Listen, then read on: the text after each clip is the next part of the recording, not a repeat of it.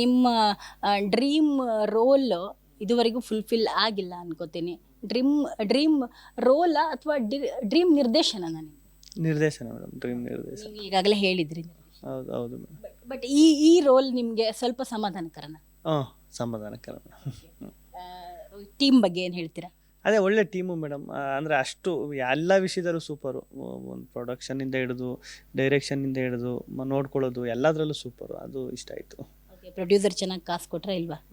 ಮಾಮೂಲಿ ಕೊಟ್ಟರು ಮಾಮೂಲಿ ಏನು ಪೇಮೆಂಟ್ ಮಾತಾಡಿದ್ರು ಕೊಟ್ಟರು ಪಾಪ. ಅದೇ ಅದರಲ್ಲೇನು. ಈಗ ಈಗ ನಾನು ಓಕೆ ಈ ದುಡ್ಡಿನ ವಿಚಾರಕ್ಕೆ ಮಾತಾಡಲ್ಲ, ಅದ್ರದ್ದು ಎಲ್ಲೋ ಒಂದು ಕಡೆ ಗಿಲ್ಲಿ ಸಖತ್ ಪಾಪ್ಯುಲರ್ ಅಲ್ವಾ, ಅದರಲ್ಲಿ ಗಿಲ್ಲಿ ಇಟ್ಕೋಗಿಡ್ಲಿ ಅಂತ ಒಂದಿಷ್ಟು ಕೊಟ್ರಾ ಹೇಗೆ? ಯಾರು ಮೇಡಮ್? ಪ್ರೊಡ್ಯೂಸರ್ ಪಾಪ ಅದೇನು ಮೇಡಮ್, ಅವರೇ ಒಂದು ಅದಂದರೆ ಪ್ರೊಡ್ಯೂಸರು. ಈಗ ಅವ್ರದ್ದೇ ಸಿನಿಮಾದು ಒಂದಷ್ಟು ಇರ್ತದೆ. ಸಿನಿಮಾ ಮಾಡಬೇಕು, ರಿಲೀಸ್ ಮಾಡಬೇಕು ಅಂತ ಆ ಟೆನ್ಷನ್ ಎಲ್ಲ ಇರ್ತದೆ. ಅದೇ ನಾವು ಏನು ಪೇಮೆಂಟ್ ಮಾಡಿರ್ತೀವಿ ಅದು ಕೊಟ್ಟು ಅದೇ ದೊಡ್ಡದಲ್ವ ಮೇಡಮ್. ಇವಾಗ ಅದನ್ನೆಲ್ಲ ಕೊಟ್ಟರಲ್ಲ, ಅದೇ ಖುಷಿ ಅಲ್ವ ಮೇಡಮ್. ನೀವು ಸಿನಿಮಾಕ್ಕೆ ಸಪೋರ್ಟಿವ್ ಆಗಿ ನಿಂತಿದ್ದೀರಾ. ಹ್ಞೂ ಮೇಡಮ್, ಸಪೋರ್ಟಿವ್. ಸೂಪರ್ ಹಿಟ್ ಅಂತ ಯಾಕೆ ಟೈಟ್ಲ್ ಇಟ್ರು ಅಂತ ಅನಿಸ್ತು ನಿಮಗೆ? ಮಾತಾಡ್ಬೇಕಾದ್ರೆ ಡಿಸ್ಕಷನಲ್ಲಿ ಗೊತ್ತಾಗಿರುತ್ತೆ. ಇಲ್ಲ ಮೇಡಮ್, ಇಟ್ಟಾದ್ಮೇಲೆ ನನಗೂ ಗೊತ್ತಾದದ್ದು ಸೂಪರ್ ಹಿಟ್ ಅಂತ. ಅದೇ ಒಂದು ಗುಡ್ ವೈಬ್ ಇರ್ತದೆ ಸೂಪರ್ ಹಿಟ್ಟು ನನ್ನ ಹೆಸರೇ. ಈಗ ಸಿನಿಮಾಗೆ ಸೂಪರ್ ಹಿಟ್ ಆದಾಗ ಆ ಪಿಕ್ಚರ್ ಸೂಪರ್ ಹಿಟ್ ಆಯಿತು ಅಂತ ಹೇಳ್ತೀವಲ್ಲ, ಆ ಸೂಪರ್ ಹಿಟ್ ಅನ್ನೋದೇ ತೆಗೆದು ಸಿನಿಮಾಗೆ ಇಟ್ಟವರಲ್ಲ, ಅದು ಸಖತ್ ಖುಷಿ ಆಯಿತು ಮೇಡಮ್. ಅಂದರೆ ಯಾಕೆ ಇಟ್ಟೆ ಅನ್ನೋದು ಡೈರೆಕ್ಟ್ರ್ ಕೇಳಬೇಕು. ಅದೇ ನನ್ನ ಪ್ರಕಾರ ಇದಕ್ಕೆ ಇಟ್ಟಿರೋದು. ಈಗ ಯಾವ ಸಿನಿಮಾಗೆ ಹೋಯ್ತಿದೆ ಅಂತ ನಿಮ್ಮನ್ನು ಕೇಳಿದ್ರೆ ಸೂಪರ್ ಹಿಟ್ ಸಿನಿಮಾ ಹೋಯ್ತು ಅಂತಿರಲ್ಲ, ಹಂಗೆ.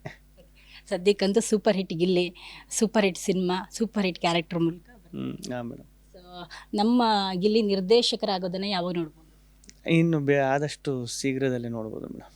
ತುಂಬ ಅಂದರೆ ಈಗ ನನಗೆ ಕೇಳ್ಪಟ್ಟಿರೋ ಹಾಗೆ ಸಿಕ್ಕಾಪಟ್ಟೆ ಅವಕಾಶ ಅಂತೂ ಬರ್ತಿದೆ ಅಂತ ಆ್ಯಕ್ಟಿಂಗ್ದು. ಫಸ್ಟ್ ಚೂಸ್ ಮಾಡೋದು ಯಾವುದು, ನಿರ್ದೇಶನನ ಆ್ಯಕ್ಟಿಂಗ?